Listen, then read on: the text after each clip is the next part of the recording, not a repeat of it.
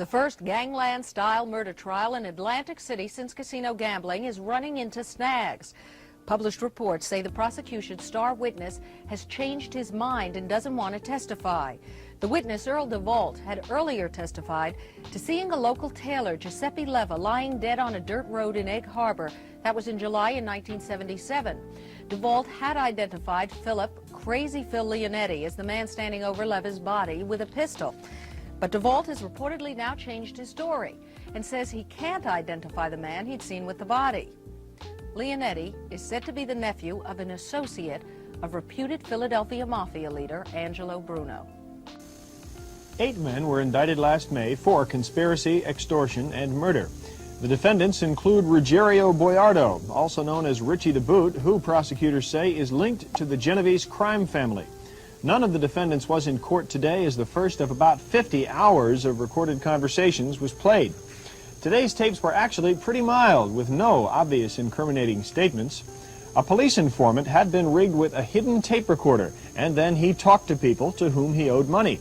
In one conversation played in court today, we heard another man say this to the informant: "If you can't meet these obligations, meaning the debts, I don't want to see nothing happen to you. If you can't make these obligations, forget about it. I can't help you." Now, that statement could be interpreted as a threat, but somebody else, like a defense lawyer, could also call it friendly advice. Prosecutor Michael Brown said the statement was made by Anthony Little Pussy Russo, who was killed in a gangland-style shooting earlier this year. Brown hopes to prove that some of the defendants who worked for Russo committed illegal acts. The state says that tapes yet to be played will show that an organized crime network involved in loan sharking, gambling, and murder operates in New Jersey. For the third day in a row, defense lawyers argued strongly that the tapes should not be played with news reporters present. They say such an open display of prosecution material will make it harder for the defendants to get a fair trial.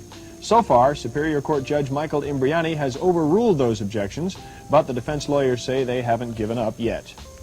And the 8 men are not on trial yet. The tape playings are part of a pre-trial hearing which should last several weeks. The trial itself will probably begin in March. I'm Steve Taylor. Law enforcement officials today were still trying to determine the motives for the gangland-style slaying of 2 Essex County mob figures. The bullet-riddled bodies of 67-year-old Antonio Tony Bananas Caponigro of Short Hills and Alfred Salerno, 64, of Verona, were both found April 18th in the South Bronx. But authorities only identified their bodies yesterday after fingerprint analysis. Caponigro was thought to be the head of gambling and loan sharking operations along the North Jersey waterfront. His body was found in a trunk of a stolen car, riddled with bullets and stab wounds and littered with $20 bills. Salerno, his hands and feet tied behind him, was shot several times.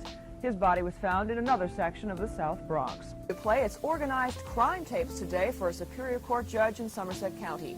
Those tapes allegedly link several reputed mob figures to a scheme of extortion, conspiracy, and murder. Reg Wells has more. For 3 days, Judge Michael Imbriani has been listening to audio tape recordings that are part of the prosecution's case against 8 alleged mafia leaders. At stake in this pretrial hearing, whether or not the tapes can be played for a jury in March, in what has been billed as the Great Mob Trial. The case revolves around Ruggiero Richie the Boot Boiardo, who from this rarely photographed mansion in Livingston is said to have presided over an organized crime kingdom, allegedly dealing in murder, extortion, conspiracy, and gambling.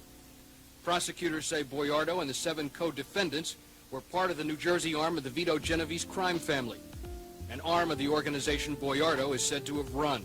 And prosecutors say they have proof on tape. Judge Michael Imbriani has agreed to listen to more than 60 hours of bugged conversations. Conversations that allegedly took place between Boiardo and several other reputed mob figures in New Jersey. And the state contends that these tape recordings will clearly prove that the mob is well established in this state. The judge heard conversations that allegedly took place between Boiardo and several other alleged mobsters, where Boiardo claimed to be the boss of the New Jersey underworld. There's also a tape recording in which several alleged mobsters gleefully brag about breaking the arms of people who were late with extortion payments. It will take at least 3 weeks to play all the recordings. The actual trial begins in March, and sometime before the trial begins, defense attorneys are expected to challenge the admissibility of the tapes, claiming they're irrelevant and prejudicial. If they are allowed at the trial and the 8 defendants are convicted, they could spend the rest of their lives in jail. At the Somerset County Courthouse in Somerville, I'm Reg Wells. Trailways Bus Company, fighting to keep Atlantic City casinos out of the bus business, brought some big guns today to a hearing before a casino control commissioner. The 2-day hearing is not an adversary proceeding. It's a chance for Casino Control Commissioner Madeline McWhinney to gather some facts about casinos owning and operating their own buses to bring in gamblers. But Trailways brought in an organized crime expert who contends that if casino patrons arrive exclusively on casino buses, it will be a temptation for organized crime. Weapons, he said, would be the mob's weapon in this situation. If the casino dominated its own patron supply, and that was susceptible to organization by, for example, the Teamsters, that Teamster union would have the same kind of stranglehold over the lifeblood of the casino, that is, its economic flow of patrons and therefore cash, comparable to the kind of control that the ILA, International Longshoremen, has over shipping, comparable to the kind of control over the Teamsters having over the transportation of meat. The Golden Nugget Casino will present its side of the latest bus war tomorrow. It is expected to say there's nothing in the Casino Act that prevents them from busing in their customers in their own buses. Organized crime in the United States has been damaged but not destroyed. The head of the FBI told Congress today. William Sessions told a Senate subcommittee hearing the ability of La Cosa Nostra or mafia forces to influence the business and political communities has been weakened. He attributed some of the success to cooperation from former organized crime figures. Such a man told the committee today he left because the old code of honor was destroyed by money, drugs, and greed. He testified in Italian through a translator. He was hidden from public view by a screen. The mafiosi are not romantic figures like you see in the movies. These people are men of violence, men who let gross amounts of money rule their actions. Until the public really understands the true nature of the Cosa Nostra, its power and its violence will continue. I think there's only one way to overcome the Cosa Nostra, and that is to educate people, to let them know what these men are really like and how dangerous they are to a civilized society. Today's hearings were the first of a series to be held this spring on organized crime. They coincide with the 25th anniversary of Joe Valachi's star witness testimony before another Senate committee. Valachi was the first mob figure to go public with information about its operations. Retired mafia leader Joseph Bonanno was sent to jail today by a federal judge after he repeatedly refused to answer questions about organized crime in New York. The 80-year-old Bonanno had been ordered to give testimony to government lawyers who traveled to Tucson, Arizona to talk with him. But he pleaded ill health and would answer no questions at all. Bonanno has previously given information about his activities to federal prosecutors, but he said today his doctors told him he could die if he testified. His doctors have said he was in danger of a stroke or a fatal heart attack. In the fight against organized crime, Attorney General William French Smith said today that 25 to 30 more alleged mafia figures will be arrested in this country as the result of an investigation in Italy. Excuse me. Italian police arrested more than 60 people last weekend and took out warrants for more than 300 others. Smith said at least 25 to 30 of those will be arrested in the United States. The Attorney General declared it would amount to the most devastating assault on the mafia in its history. Here in New York, a 17-month trial ended today with the conviction of 18 men known as the so-called Pizza Connection.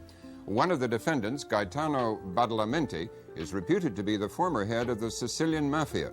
The trial began in September 1985, and since then, one former defendant was found murdered, and a second was shot and seriously wounded on a crowded New York City street.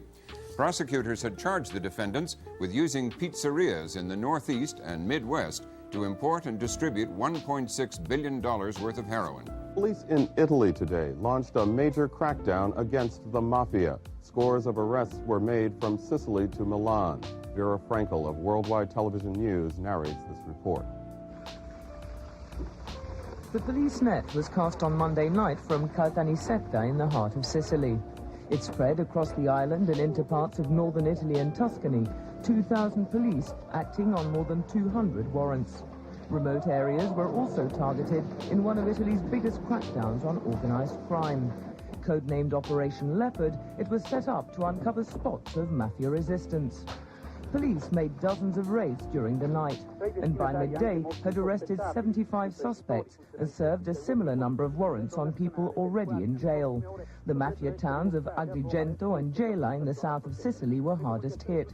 Only 40 suspects are still free. Among those arrested were 3 members of the Rome Parliament, several local politicians, building contractors, and a criminal lawyer. All those being held have been charged with mafia-related crimes. However, police say individual charges will include murder, fraud, drug trafficking, and election rigging. More than 100 others have been warned they're being investigated. Police got their information from 2 former mafiosi who turned state evidence. In Sicily and across the country, authorities are now preparing themselves for possible reprisal attacks. The mafia has a reputation for taking violent vengeance. Italy deployed troops in Sicily today and transferred more than 100 jailed mafia bosses to top security jails. The precautions followed the assassination of a mafia prosecutor and 5 police guards in Palermo yesterday. They were killed when a car carrying some 80 pounds of explosives blew up outside a building where the prosecutor's mother lived. A similar bombing killed an Italian police chief 2 months ago. More than 150 people have been arrested for alleged involvement in an 8-nation drug ring. U.S. and Italian officials made the announcement today. They said the Italian Mafia and Colombian cocaine cartels were behind the operation. Most of the arrests were made in the United States in the past 3 days. Officials said more than $44 million in assets and 529 kilograms of cocaine were seized.